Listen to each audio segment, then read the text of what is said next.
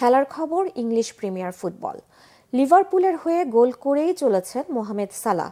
শনিবার বোর্নমাউথের বিপক্ষে জোড়া গোল করে ইউরোপে ৩০০ গোলের মাইল ফলক ছুঁয়েছেন মিশরীয় ফরোয়ার্ড। লিভারপুলও ২-০-তে জয় নিয়ে ইংলিশ প্রিমিয়ার লিগে ৯ পয়েন্ট ব্যবধানে শক্ত করে নেয় শীর্ষস্থান। এবারের প্রিমিয়ার লিগে ম্যানচেস্টার সিটির সঙ্গে ম্যানচেস্টার ইউনাইটেডকে হারিয়ে চমক দেখানো বোর্নমাউথের বিপক্ষে লিভারপুল কি করে শনিবার তা দেখার অপেক্ষায় ছিল ফুটবল প্রেমীরা। আগের ম্যাচে লিগ টেবিলে ৩-এ থাকা নটিংহাম ফরেস্টের জালে ৫ গোলের উৎসব করা বোর্নমাউথ নিজেদের মাঠ থেকে শুরু থেকেই চ্যালেঞ্জ জানাতে থাকে লিগ লিডারদের। ৩০ মিনিটে সালা পেনাল্টি থেকে গোল করে দলকে এগিয়ে নেওয়ার পাশাপাশি দারুণ এক মাইল ফলকে নাম লেখান। ইউরোপের সব দল মিলিয়ে এটি ছিল তার ৩০০তম গোল।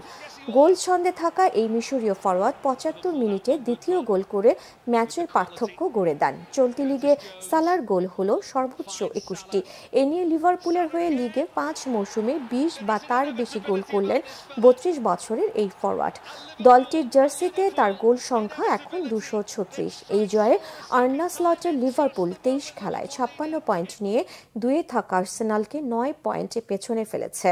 ২৪ খেলায় আর্সেনালের সমান ৪৭ পয়েন্ট নিয়ে ৩-এ রয়েছে নটিংহাম।